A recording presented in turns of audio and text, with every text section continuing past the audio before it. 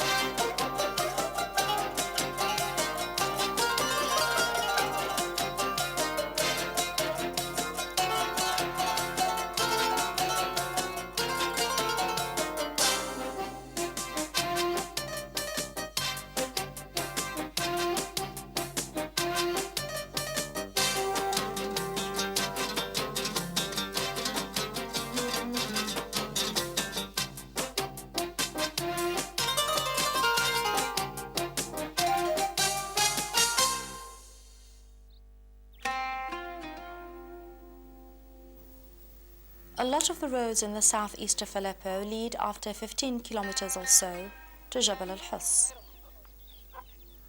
Jabal al-Hus, 134,000 hectares,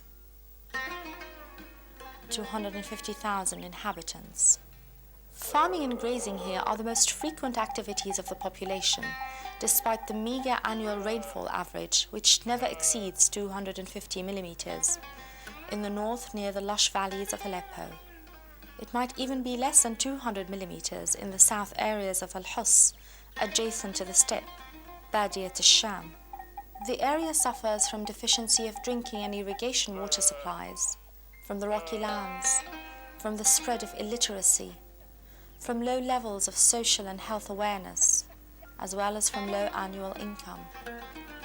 Such deficiencies have led to a very painful reality. Immigration to cities and abroad the country has affected more than half the population. I have no husband. My husband went abroad to work and got married there. He left me and our 3 children.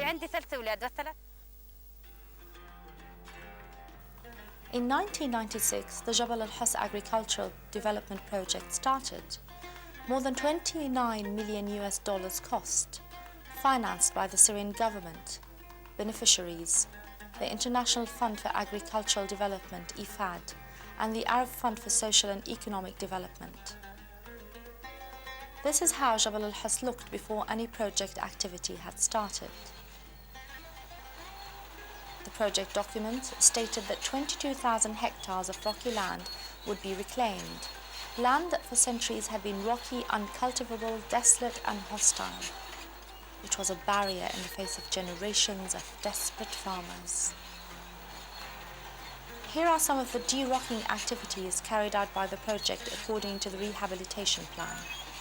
It is nothing short of a miracle, but the land now is arable and rich.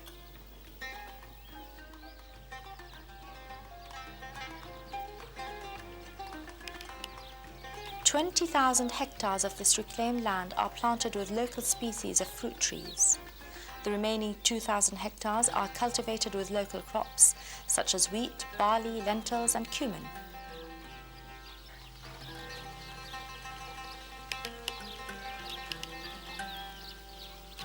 The aim of the project is to improve living conditions of small farmers and rural women by removing constraints to production, thus also reducing immigration to cities and out the country.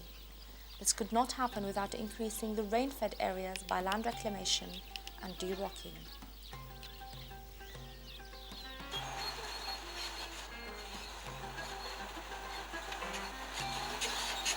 In these terms, de-rocking has been an unmitigated success.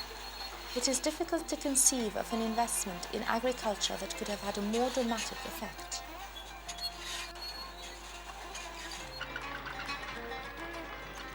De-rocking permits easier ploughing and seedbed preparation and increases water infiltration and retention. Following de-rocking, the value of land multiplies. For individual farmers, de-rocking significantly increases the area available for planting.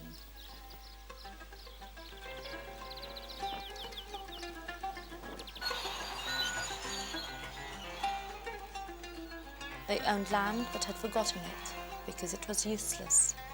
Now they could see their land revived and arable. They could farm it and sustain their livelihood.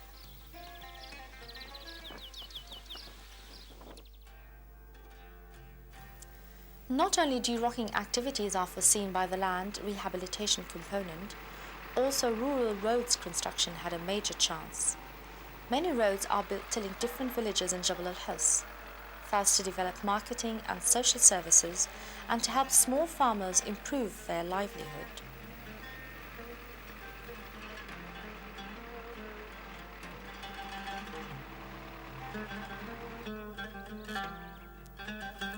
This old woman is leaning against the wall of her house, remembering the bitter and distant past when her family land was rocky and uncultivable. We had difficult times. The land here was rocky, big stones all around, no way to any cultivation. To drink, we had to go to a very far well, carrying the water on our heads. Today, the picture is totally different. Land rehabilitation has led to a series of improvements in family life. Here is the old woman, but now working with her son and his family in their home garden, which is planted with different vegetables. The son has also benefited from training courses organized by the project to improve straw quality, treating it with urea. The project animal health people came here and gave me some improved straw, treating it with urea. Our cow used to give about 14 kilos of milk a day. After feeding it with treated straw, we now have more than 20 kilos. Also, the son's wife has benefited from a project loan to buy a cow. The cow in turn has led to many improvements in family life. I followed a training course about cow breeding. I also had a loan and bought a cow which gave us a calf. We sold it for 20,000. The cow is very useful. My sons and I are very happy with the cow. We have cheese, milk and yogurt every day.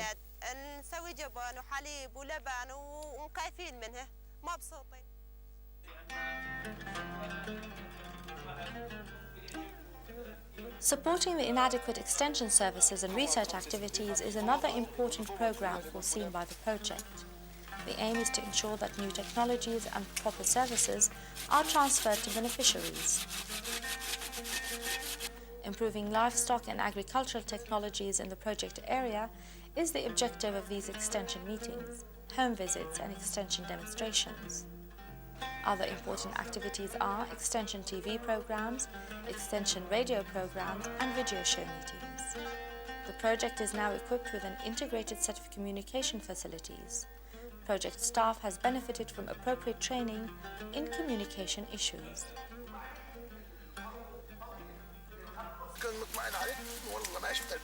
Another important extension activities carried out by the project is that related to fruit trees, crops and fodder crops.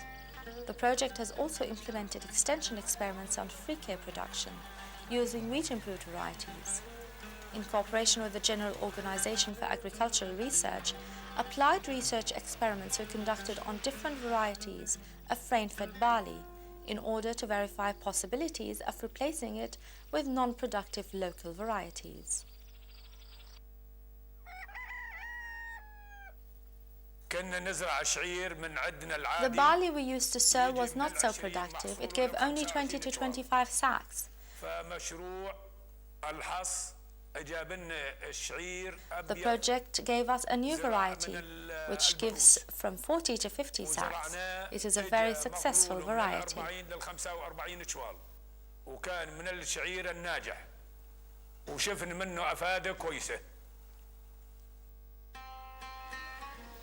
Water is a critical issue in the entire region, but it is a very serious matter here in Jabal al-Hass. Since the implementation of the project, water resources component has worked to relieve effects of water scarcity by developing water uses techniques for both irrigation and drinking purposes.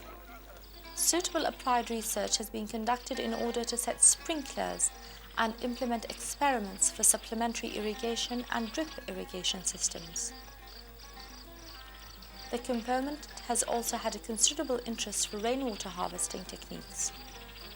A good example was the construction of Al Amari rainwater collection basin with its 50,000 cubic meters capacity. Construction of wells and adaptation of Roman wells is another activity implemented by the project to guarantee water supplies for drinking and irrigation purposes. The project is working on a program to drag water from the Euphrates to Jabal al-Hass area. Tanks are also used to transport water pulled out from deep sulfuric wells to beneficiaries' fields, where it is used to irrigate trees in many project sites. Development of rural women is one of the project's main priorities. Among the most important programs are the illiteracy program and the income generating program. Project studies have shown that about 90% of women in the project area are illiterate, and that health awareness, necessary for family care, is almost absent among the target group, especially among rural women.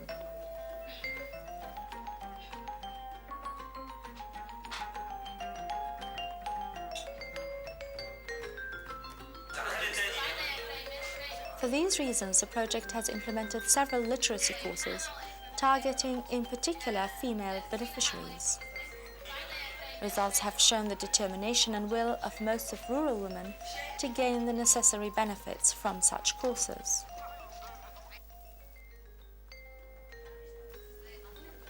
To support income-generating activities, the project through the Agricultural Cooperative Bank has provided rural women with medium-term loans enough to procure equipment such as sewing machines or weaving machines, or to buy some sheep or cows or beehives. Loans are also used to start small businesses.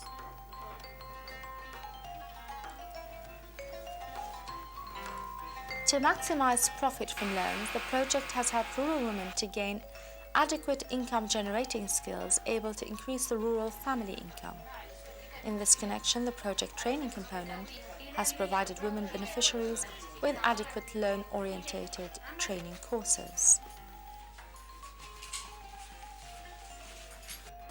The component plan organizes training courses for thousands of rural women in Jabal al-Hass area in different important fields like food processing, sewing, tricot, as well as in sheep breeding,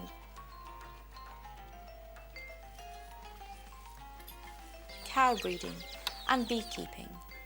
The project also organizes training courses for starting income-generating activities, first aid, and handicrafts.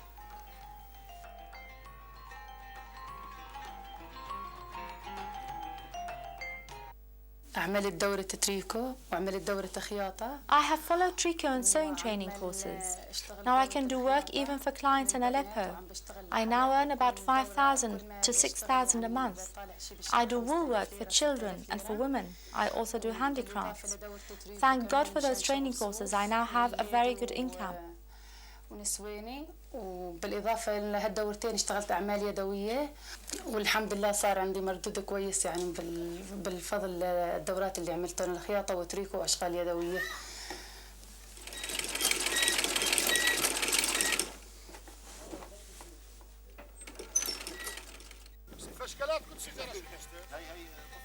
Such courses are made by the training component to rehabilitate the target groups.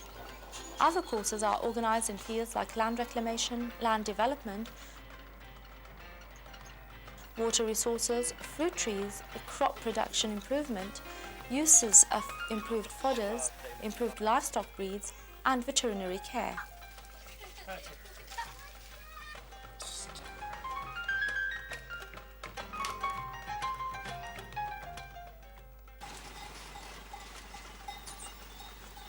Livestock is another important project component.